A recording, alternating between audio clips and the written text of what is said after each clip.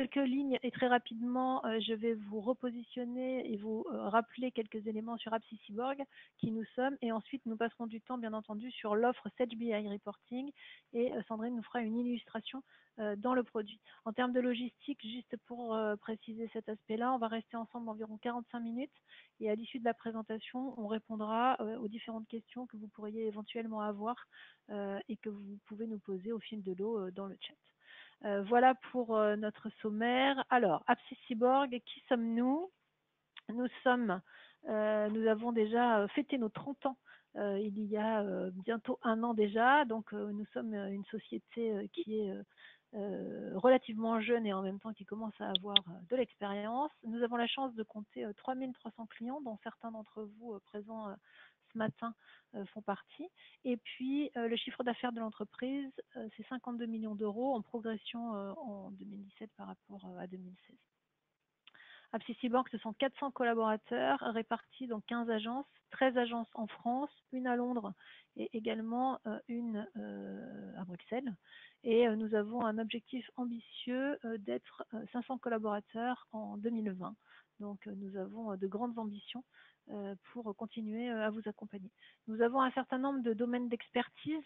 Nous avons 5 domaines d'expertise. Bien entendu, toute la partie logiciel de gestion, ERP et CRM, vous nous connaissez peut-être sur ces aspects-là, mais également des domaines d'expertise autour du reporting et du décisionnel, des solutions collaboratives, de l'hébergement, des services managés, et aussi une dimension conseil, puisque nous pouvons vous accompagner dans la rédaction par exemple de vos cahiers des charges, ou vous accompagner sur la gestion du changement, ou tout un tas d'autres missions que vous souhaiteriez que nous réalisions avec vous. Nous avons 2 partenaires fondateurs que sont Sage et Microsoft. Donc, ce sont des partenaires avec lesquels nous travaillons depuis plus de 25 ans maintenant.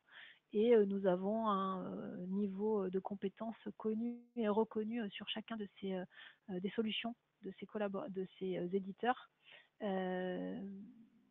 Et nous avons une politique de certification, c'est-à-dire que l'ensemble de nos consultants sont certifiés sur les produits sur lesquels ils travaillent.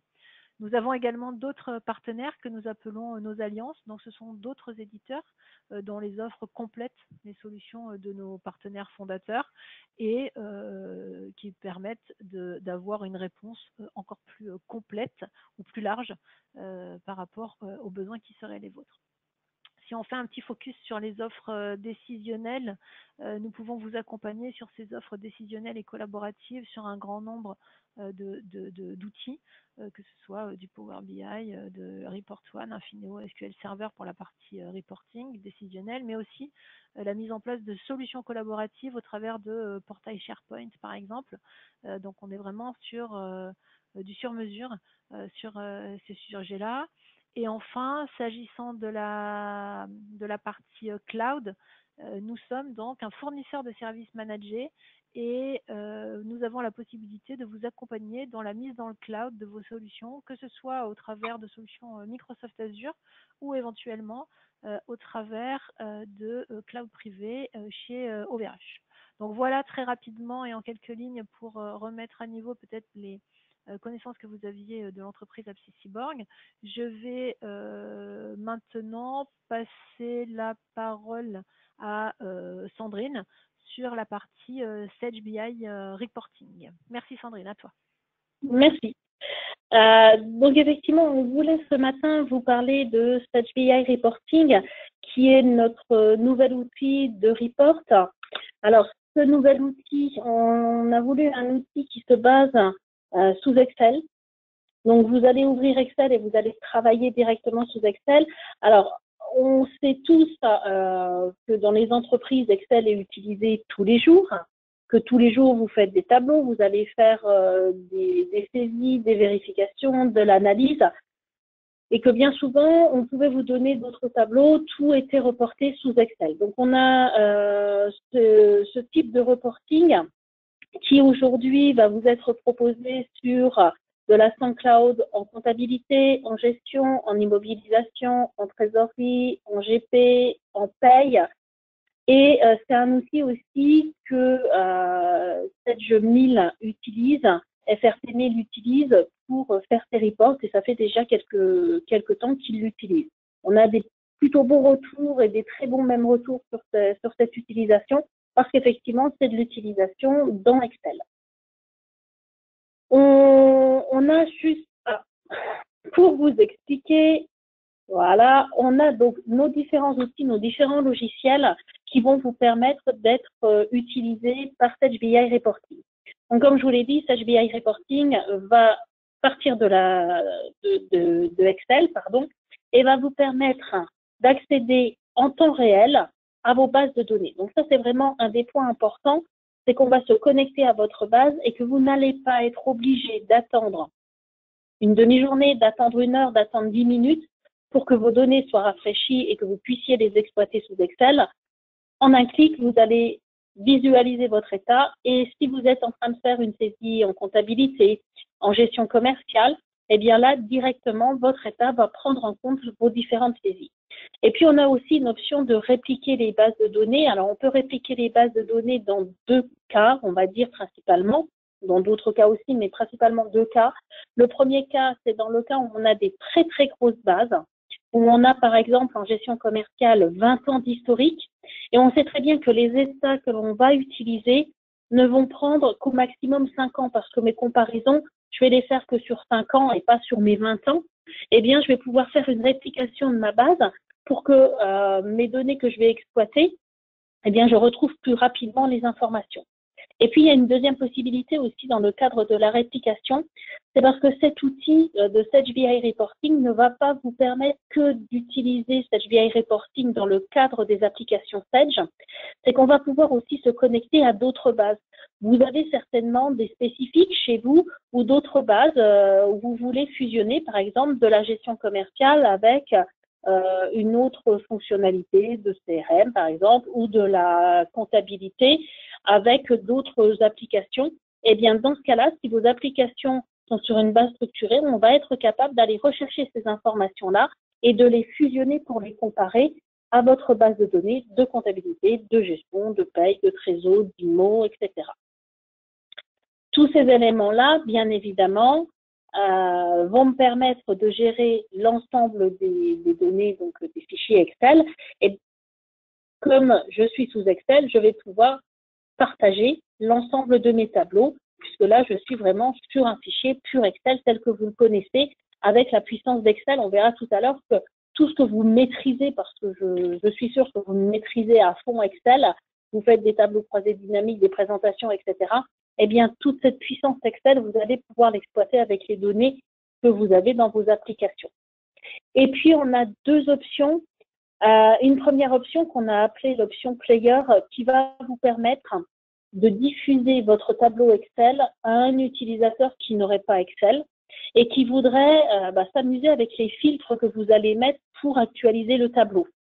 Effectivement, si une personne n'a pas Excel et que je lui envoie le tableau, soit je lui envoie en PDF et il regarde ce que moi je lui ai filtré, ou alors il ne peut pas le consulter. Donc avec ce player, il pourra ouvrir votre fichier Excel, il pourra s'amuser avec les filtres, les sélections qu'on lui mettra à disposition pour rafraîchir son état, mais bien évidemment, il ne pourra pas concevoir d'état.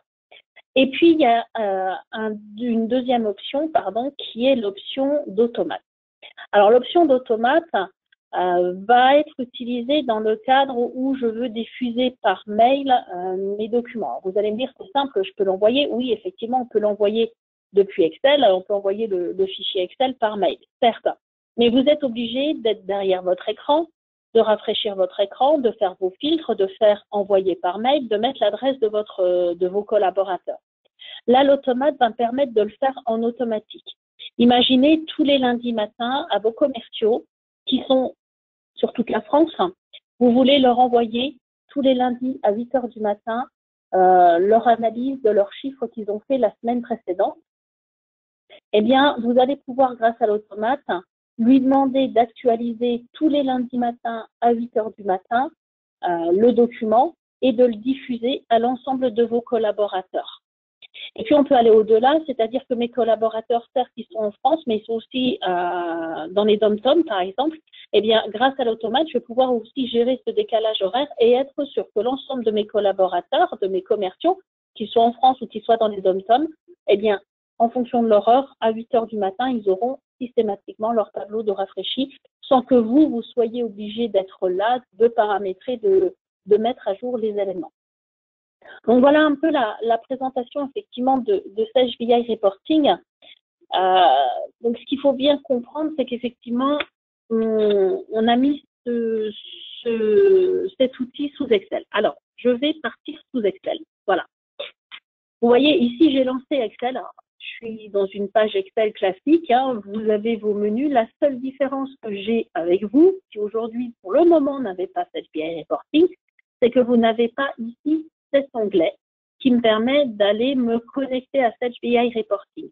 Alors, pourquoi on va se connecter? C'est simplement qu'on va pouvoir gérer des droits en fonction de l'utilisateur. J'ai peut-être pas envie qu'aujourd'hui, tous mes collaborateurs qui vont avoir accès à Sage BI Reporting aient accès à la fois aux achats, à la fois aux ventes, par exemple en gestion commerciale.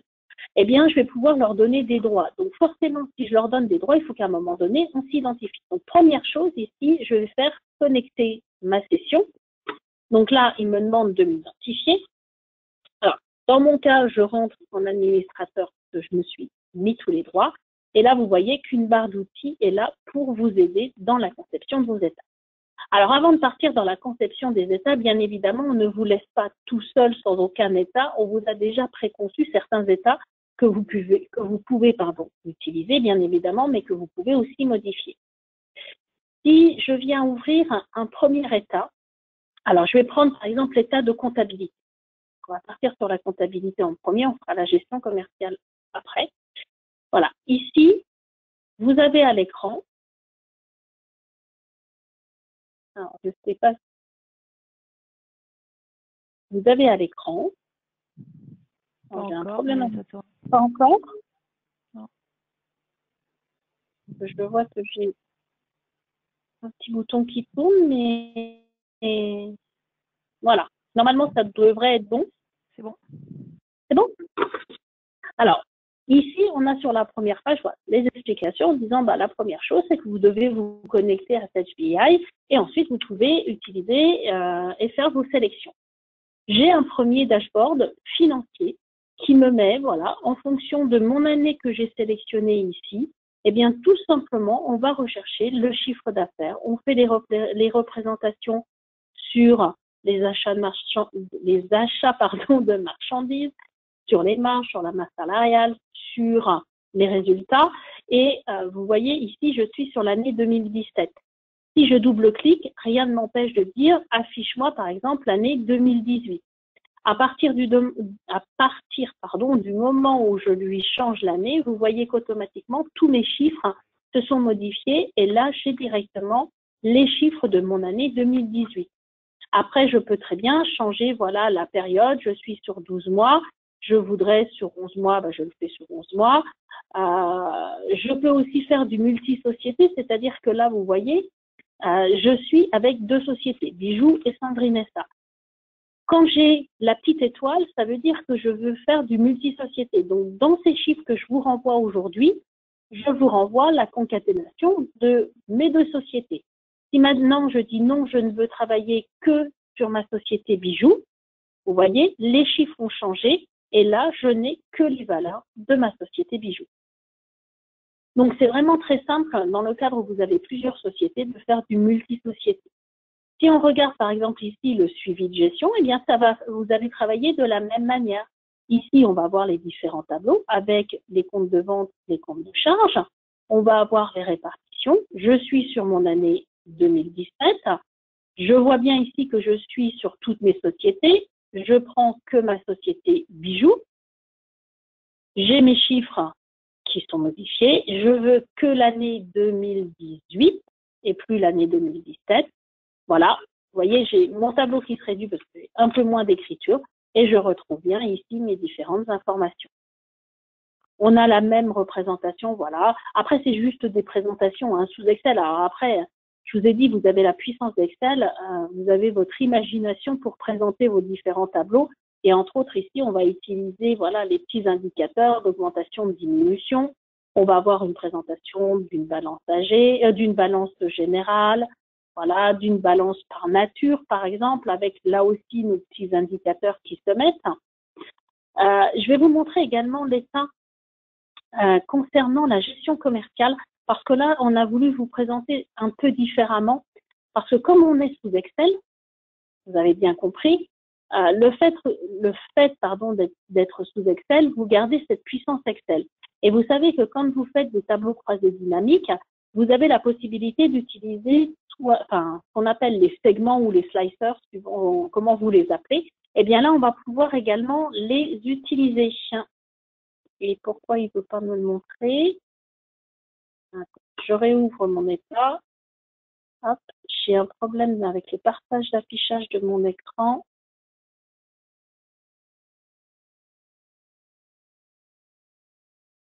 Voilà. Là, vous voyez ici, par exemple, j'ai pour toutes mes sociétés l'ensemble de mes documents, alors pour l'année 2017 et pour, par exemple, tous mes représentants. Si je lui dis maintenant, prends-moi que mon représentant Gendron, vous voyez qu'automatiquement, mon tableau se modifie. Si je veux la perle, c'est pareil, vous voyez, je clique simplement et là, j'utilise la puissance des slicers, des sélecteurs, des segments et je peux directement visualiser mes tableaux. D'accord? Donc là aussi, on peut faire ce type de présentation plutôt que de le mettre en bandeau ou en sélection. Eh bien là, on clique dessus, c'est visuel, c'est simple pour l'utilisateur et je dirais en un clic, tout le monde a ce qu'il recherche. Pareil sur les représentations graphiques. Là, vous voyez, j'ai une représentation graphique de mon tableau de bord des ventes. Je veux que l'année 2017, je ne sélectionne que 2017. Je vois que je suis sur 3 mois. Je veux que février. Et vous voyez qu'automatiquement, tous mes tableaux se modifient, mes graphiques se changent. Donc derrière, c'est vraiment interactif. J'ai vraiment l'ensemble des éléments. Je veux par exemple les ventes, mais uniquement pour les factures comptabilisées. Et voilà, mon tableau se change et l'ensemble des informations sont analysées en fonction de mes sélections. Donc, c'est vraiment très simple et vous constatez effectivement ici que c'est vraiment du temps réel. Pareil sur l'analyse, voilà, ce type de présentation, analyse N et N-1 avec des graphiques. J'aurai la même chose sur le dashboard, effectivement, sur l'analyse du chiffre d'affaires par client. Donc là, je suis sur l'année 2017. Je veux analyser, par exemple, les 6 premiers mois de l'année 2017. Je fais ma multisélection sur les 6 premiers mois. Et là, j'ai effectivement mon tableau qui s'analyse. Donc après, je construis un tableau, je dirais, de façon très large. Et par mes sélections, eh bien, je vais pouvoir affiner tout simplement l'utilisation de mes indicateurs. Voilà. Donc, je vous fais grâce de l'ensemble des états, mais en tout cas, ces états-là, vous pouvez les analyser, vous pouvez les visualiser puisqu'ils vous sont donnés à disposition. En tout cas, lorsque vous avez Sage BI Reporting, voilà, l'analyse des ventes, ce type d'éléments. Alors, je ne vais pas vous cacher que ce type de tableau-là demande effectivement du temps de construction, de l'analyse, un certain, on va dire, savoir-faire pour faire ce type de tableau. Et c'est là que votre partenaire qui vous accueille aujourd'hui sur ce webstem est là pour vous aider, pour vous accompagner. Alors, bien évidemment, on a ces états qu'on peut utiliser, mais on sait très bien que les états ne vont jamais coller exactement à vos besoins, à ce que vous voulez présenter. Donc, vous avez la possibilité, alors je vais juste refermer les états, voilà, vous avez la possibilité de créer vous-même vos propres états. Je vous ai dit tout à l'heure, on est sous Excel, donc voilà, je suis sous Excel. Ce que je vais faire, c'est que je vais créer un tableau qui va aller me rechercher mes clients et par année et par mois, je vais aller rechercher effectivement leur chiffre d'affaires. Donc, je vais utiliser, vous voyez, on a des outils pour concevoir les états. Je vais utiliser ce qu'on appelle l'assistant cube qui va m'aider à construire ce tableau. Donc, première chose, il va me dire qu'est-ce que tu veux aller rechercher comme information. Donc, moi, j'ai l'ensemble des connecteurs d'installer. Donc, je vais lui dire, je veux travailler sur la gestion commerciale. Et ensuite, dans mes modèles, je vais lui dire, je veux travailler sur mes ventes. Ensuite, il va me donner accès aux champs que j'ai déterminés. Alors, ça, des champs on peut aussi ajouter les champs. Tous les champs de la gestion commerciale, de la comptabilité sont accessibles. Et je vais pouvoir aller lui rechercher les informations. Donc, par exemple, dans le client, je vais lui dire que je veux le code de mon client en ligne. Donc, en ligne, j'aurai le code de mes clients. En colonne, j'aimerais bien ressortir l'année et les mois puisque je voudrais avoir le détail. Donc, je vais prendre sur ma zone de période ici, je vais aller rechercher année que je mets en colonne et je vais basculer également les mois. Et en mesure, je vais lui dire simplement qu'est-ce que je veux aller rechercher. Dans la zone montant que j'ai sur le côté, je viens rechercher, par exemple, le chiffre d'affaires hors taxe. Et là, sans faire aucune autre sélection, alors vous voyez ici dans filtre, je pourrais très bien lui dire attention, je ne veux travailler que sur ma société bijoux. Et je pourrais aussi lui faire une sélection sur les types de documents. Je vais lui prendre tous les documents. Donc vous voyez ici, si je clique, j'ai l'ensemble de mes documents qui sont disponibles. Là, vous les connaissez, c'est de la gestion. Si je lui mets étoile, je veux prendre tout. Si je clique simplement ici sur valider, vous voyez que finalement, en 2 secondes, je retrouve mes clients avec les mois et avec les différentes années. Simplement, sur ce tableau-là, je ne voudrais avoir que 2017 et 2018. Donc, pour que ça soit plus simple pour pouvoir faire mes sélections, parce que peut-être qu'une autre fois, je ne voudrais que 2018, dans la colonne A1, je vais taper le mot année. Pardon, c'est mieux avec 2 N. Voilà. Et puis, je vais faire aussi une sélection sur le représentant.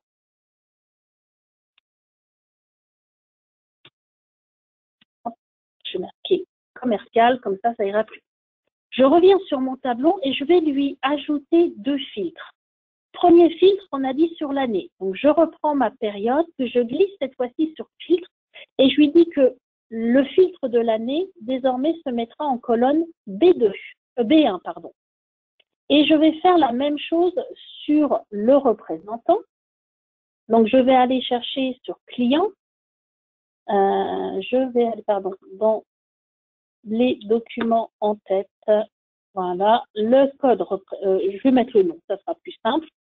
Et là, je vais lui dire que le nom du représentant, il est en colonne B2. Si je valide, mon tableau, il devient vide. Effectivement, je lui dis que je fais des sélections sur l'année dans ces colonnes B1, B2, je ne lui ai rien mis. Il suffit simplement, une fois que vous avez fait ce traitement, de double-cliquer sur la colonne B1, vous retrouvez vos années. Donc, je vais prendre 2017 et 2018. Et pour mes représentants, eh bien, je vais lui faire la sélection. Je vais lui prendre Gendron, La Perle et Pendant. Je ne veux que ces 3 représentants. En un clic, je vois que j'ai mes clients et que sur mes différentes années, j'ai effectivement par mois le chiffre que j'ai fait avec mes différents clients. On est sous Excel, donc ça veut dire qu'on utilise la puissance Excel. Si je reviens dans mon tableau et que je sélectionne cette fois-ci le chiffre d'affaires que j'ai mis en mesure, en faisant simplement un clic droit, je retrouve ce que vous connaissez et que vous utilisez certainement dans vos tableaux, vos mises en forme conditionnelles. Donc, si vous avez créé des mises en forme conditionnelles, voilà, si je prends par exemple une nuance de couleur, je fais valider, et là, systématiquement, j'ai ma nuance de couleur qui se met en fonction des sélections, bien évidemment, que j'ai fait. Ce tableau-là va un peu plus loin, parce que quand vous présentez ce tableau-là en réunion ou autre, vous dites, voilà, on s'aperçoit que le client Cara travaille très bien avec nous. Et puis, on a des fois une question en disant, oui, mais je ne comprends pas pourquoi en septembre 2017, eh bien, ce client a 82 392 €. De quoi provient, de quel document provient ces montants-là? Et là, quand on a cette question, bien souvent, c'est la panique, on retourne en gestion commerciale, on fait des sélections, des tris, on fait des recherches pour essayer de trouver effectivement à quoi correspond ce montant. Eh bien là, c'est tout simple, on a un bouton qui va nous permettre d'analyser ce chiffre. Vous avez tout en haut ici, dans la zone analyser, le bouton détail. Si je viens cliquer sur le bouton détail, il me dit, voilà, qu'est-ce que tu veux avoir comme détail? Eh bien, j'aimerais bien que dans le détail, j'ai en colonne le type de document et ensuite, je vais aller rechercher la date du document. Donc, en période, pardon, en document. Voilà. Ou non, je vais aller chercher, pardon, les articles, parce que j'aimerais bien savoir quels sont les articles, la référence article qui a été facturée. Si je fais exécuter et sauvegarder, je vais l'appeler détail. Allez, voilà. Il va me dire, eh bien, tes 82 000 proviennent de bons de commande et de factures comptabilisées. Et tu as vendu les différents documents. Donc là, j'ai mis que le titre. Puis je m'aperçois effectivement que ce n'est pas le type de document qu'il me fallait, que c'est derrière le numéro, par exemple, du bon de commande. Donc, je reviens ici dans gérer mes favoris. Je retrouve effectivement comme quoi j'ai bien un détail. Très bien. Eh bien là, je vais pouvoir me dire, si on me demande simplement le type de document, j'ai cet élément-là. Si je reclique sur détail, je vais lui reconstruire un état en lui mettant cette fois-ci le numéro de pièce, en lui mettant en article la référence article. Voilà, je vais mettre détail numéro, une pièce. Et comme ça, je vais pouvoir gérer plusieurs favoris en fonction de ce qu'on va me donner. Et là, je suis capable de dire, eh bien, j'ai mon bon de commande 61 qui a eu de la facture, enfin, de la commande sur l'article BAR 01 et c'est tout. Et ensuite, j'ai la facture, par exemple, 84 qui a de l'article BAR 01 et de la gravure. Et là, je peux détailler mes éléments. Après, si on me dit, bah, très bien, mais sur l'année 2017, 2018, à quoi correspondent les 1500, plutôt que de refaire détail, là, je vais jouer avec mes favoris et je vais dire, bah, tu veux les favoris sur quoi? Avec le numéro de pièce? Oui. Eh bien, je clique dessus et là, j'ai de nouveau le détail. Donc, on peut s'amuser de cette manière-là à expliquer les montants. Il faut bien comprendre ici que ce qu'on renvoie dans ce tableau-là, certes, c'est un montant, mais c'est pas qu'un montant parce que c'est un montant qu'on est capable de modifier, qu'on est capable de changer et d'expliquer derrière. Et puis sur ce tableau-là, on vous dit c'est super, on a fait la sélection de nos commerciaux, de nos représentants. Maintenant, je voudrais que tu me fasses le même tableau, mais avec une feuille pour Bernard Gendron, pour La Perle et pour Tiffany, qui me permettra après de pouvoir leur envoyer puisqu'ils n'auront que leurs clients. Eh bien là, plutôt que de refaire une nouvelle feuille et de reconstruire toute seule mon tableau en refaisant mes sélections, etc., eh bien on a pareil un outil qui va vous permettre d'accélérer et de faire ce type de traitement. Il suffit simplement de se mettre ici sur la sélection. Donc je vais me positionner sur ma sélection où j'ai mis représentant. Et j'ai tout simplement ici un bouton ventilation. Si je clique sur mon bouton ventilation, vous voyez que tout en bas, je retrouve mes différents onglets et regardez, j'ai automatiquement mes clients qui se mettent en fonction de mon représentant. Et donc comme ça, je ne suis pas obligée de recréer mon état, je le retrouve directement. Voilà, donc ça c'est une des possibilités en tout cas que l'on retrouve. Donc vous voyez, on a d'autres fonctions qui me permettent d'accélérer, mais ça permet vraiment là de travailler sur ces différents états. Donc, voilà à peu près le type d'état que vous pouvez construire, vous voyez, rapidement. Alors, je voulais aussi vous montrer un autre type d'état. Alors, je l'ai déjà un peu commencé à le travailler. Je vais vous, voilà, un rapport financier. Dans ce rapport financier que j'ai fait en comptabilité, je souhaite, donc j'ai fait mes sélections sur mes périodes, donc j'ai mis l'année 2017, je lui ai mis que le mois d'analyse, ici 6, c'était le mois de juin, que je souhaitais avoir en fonction de mon budget, vous voyez ici que j'ai saisi, simplement dans Excel, je me suis créé mon tableau, j'ai saisi mes budgets, j'aimerais bien qu'il aille me rechercher le réalisé du mois de juin, qui me le compare effectivement derrière avec mon budget pour pouvoir me mettre mes indicateurs et mon réalisé. Et sur la deuxième partie ici, je vais retrouver la même chose, mais cette fois-ci en cumulé, c'est-à-dire de janvier à juin. Donc là, je ne vais pas passer par ce qu'on appelle l'assistant cube, puisque là, c'est vraiment une zone que je veux mettre, puisque c'est en fonction, bien évidemment, vous avez compris aussi, de mes comptes comptables que j'ai sur le côté. Donc, je vais passer cette fois-ci par un assistant cellule. Et un assistant cellule, je vais lui dire, en fonction de ma société que j'ai sélectionnée ici, en fonction de l'année que j'ai sélectionnée ici, en fonction du mois que j'ai sélectionné, en fonction des comptes généraux qui se trouvent ici, renvoie-moi tout simplement le solde de ces comptes. Et là, je vois qu'effectivement, il me renvoie 28 500 €. Simplement, je m'aperçois qu'en société, je suis sur étoile. Eh bien, je vais venir sélectionner simplement bijoux. Voilà. Et là, pour bijoux, j'ai 14 000 €. J'avais prévu un budget de 12 300 €. Je peux très bien venir ici, changer manuellement mon budget, mais mettre que c'est 15 000 € et vous voyez qu'automatiquement, mes chiffres, mes indicateurs se modifient. Ça veut dire que derrière, si je veux avoir le réalisé pour le compte 709 000 que j'ai mis, il faut de nouveau que je refasse assistant cellule et que je recommence toutes mes sélections. Sauf que là, vous comprenez, regardez, je ne vais peut-être pas m'amuser à le faire ici sur le réalisé, sur le N-1, et ensuite sur le cumul de janvier à juin, en réalisé et en N-1. On a un outil qui va le faire tout seul. Vous allez voir, c'est magique, ça va vous faire gagner un temps énorme. Je prends ici ma fonction. Je fais un clic droit et je fais copier. Jusque-là, c'est pas compliqué.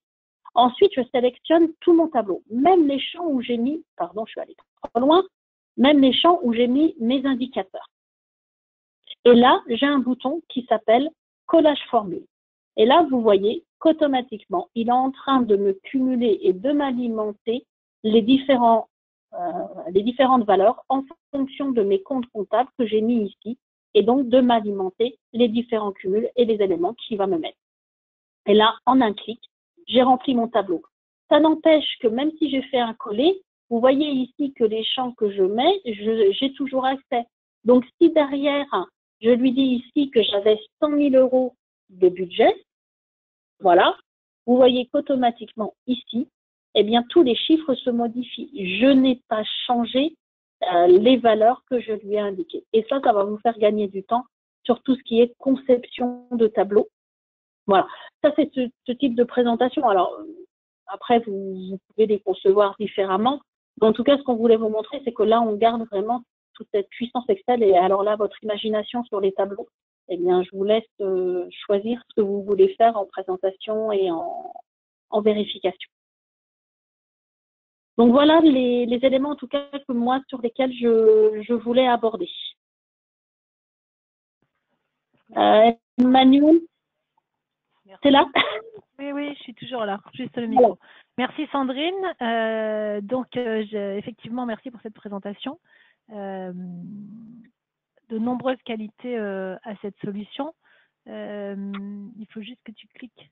Donc, en synthèse de ce qu'on vient de voir, effectivement, vous avez constaté, on est sur une solution qui est bien 100% Excel, puisque vous pouvez à la fois utiliser des tableaux que Sage met à votre disposition, après vous en inspirer, les compléter, les enrichir, par exemple, ou alors partir d'une feuille blanche, ou encore utiliser des tableaux que vous utilisez déjà aujourd'hui et venir faire en sorte que tout ce qui est la partie réalisée viennent se mettre à jour avec les informations qui sont présentes dans vos bases de données.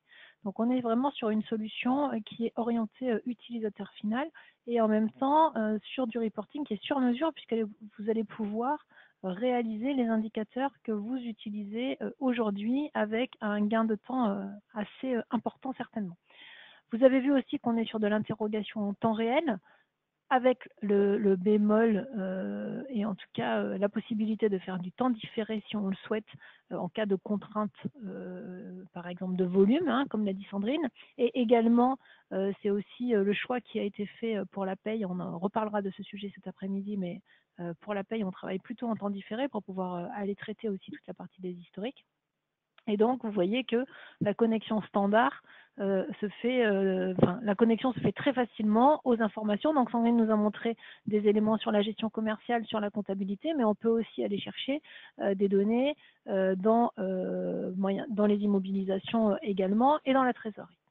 Et donc, ça vous permet en plus de travailler sur une société, sur N sociétés ou sur toutes les sociétés que vous êtes amené à gérer. Et vous avez vu que les sélections se font de façon extrêmement simple. Et après, la diffusion de l'information, très simplement, soit vous partagez votre tableau Excel et ce tableau Excel, la personne à qui vous le partagez n'a pas de droit particulier dans cette GPI Reporting, va recevoir le tableau Excel, on va dire figé. Et puis sinon, on peut éventuellement imaginer avoir donc des utilisateurs qui ont des droits de visualisation et ou de rafraîchissement et de modification. Et du coup, ces personnes-là pourraient manipuler les données. Donc, tous ces éléments, effectivement, nous semblaient intéressants de les partager avec vous pour pouvoir vous présenter donc cette nouvelle solution de reporting. On arrive à la fin de la session. Je vous remercie pour votre écoute. On a un peu de temps, si vous le souhaitez, pour répondre à vos éventuelles questions. Donc, n'hésitez pas dans le petit panneau de questions ou au travers du chat d'intervenir. Hein. Et avant de venir sur cette partie questions-réponses, je vais vous proposer de répondre, vous, directement sur votre écran, à 3 petites questions, s'il vous plaît.